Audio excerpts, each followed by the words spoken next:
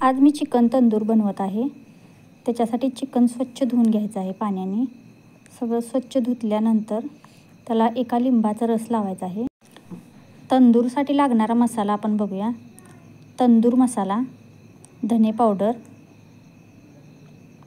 Chicken मसाला, हळद 1 चमचा, चटणी, घरगुती चटणी घ्यायची आहे, आलं लसणाची पेस्ट, मीठ, लिंबू शिल्लक राहिलेला रस घ्यायचा आहे लिंबूचा, दही 1 चमचा घालायचा आहे, थोडी पुदिन्याची पानं आणि कोथिंबीर।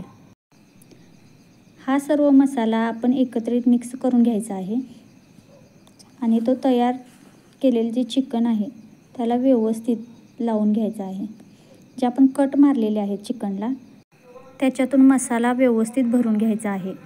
तुम्ही बघू शकता कशा पद्धतीने मसाला लावत आहे। अशाच पद्धतीने सर्व चिकनला मसाला व्यवस्थित लावून घ्यायचा आहे। मसाला लावून झाल्यानंतर 1 तास चिकन मॅग्नेट करत ठेवायचं आहे। मॅग्नेट करून 1 तास झालेला आहे। आपण तंदूर शेतातच बनवणार आहे, तरी मी तुम्हाला हा सेटअप दाखवते। आपण ह्याच्यावरच तंदूर ठेवणार आहे आणि तो डबा झाकून चारी बाजूने जाळ लावणार आहे। अजून एक केळीचं पान लावत आहे, कारण तंदूर जर खाली वगैरे घसरला तर तो घाण होऊ नये। अशा प्रकारे व्यवस्थित केळीचं पान लावून घ्यायचं आहे। त्याच्यावर व्यवस्थित असे चिकन ठेवायचे आहे। तुम्ही बघू शकता कशा प्रकारे हे ठेवलेलं आहे, कारण ते खाली पण घसरू शकतं, त्याच्यामुळे व्यवस्थित लावून घ्यायचं आहे। आणि त्याच्यानंतर त्याच्यावर डबा झाकायचा आहे। तुम्ही पाहू शकता अशा पद्धतीने व्यवस्थित पॅक डबा लावून घ्यायचा आहे व डब्याच्या साईडनं पूर्ण माती किंवा चिखल लावून घ्यायचं आहे। तुम्ही बघू शकता अशी माती लावून पूर्ण डबा पॅक करून घ्यायचा आहे, जेणेकरून वाफ बाहेर यायला नको आणि आपली तंदूर व्यवस्थित शिजली जाईल। सर्व बाजूंनी माती लावून झाल्यानंतर आपण लाकडा आणि पाला लावून घेत आहोत। बघू शकताय तुम्ही पूर्ण चारी बाजूंनी लावलेला आहे आणि आपण जाळ करत आहोत। अशा पद्धतीने व्यवस्थित सर्व बाजूंनी जाळ लावून घ्यायचा आहे। तुम्ही बघू शकता सर्व बाजूंनी जाळ व्यवस्थित लावल्यानंतर तंदूर व्यवस्थित शिजते आणि खूप छान होते। अशा जाळावर 15 मिनिटं शिजवून घ्यायचं आहे।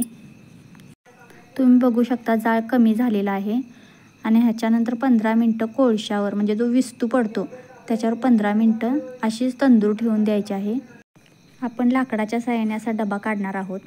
आपण पहिला डबा काढून बघूया तंदूर आपली व्यवस्थित झाली आहे की नाही। हे बघा तंदूर खूप छान झालेली आहे। हे बघू शकता तुम्ही तंदूरला खूप छान कलर पण आलेला आहे। आपण ह्याच्यावर आता तेल सोडायचं आहे।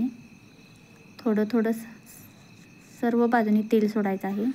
तेल सोडून झाल्यानंतर विस्तूवर थोडा वेळ अशीच तंदूर ठेवायची आहे।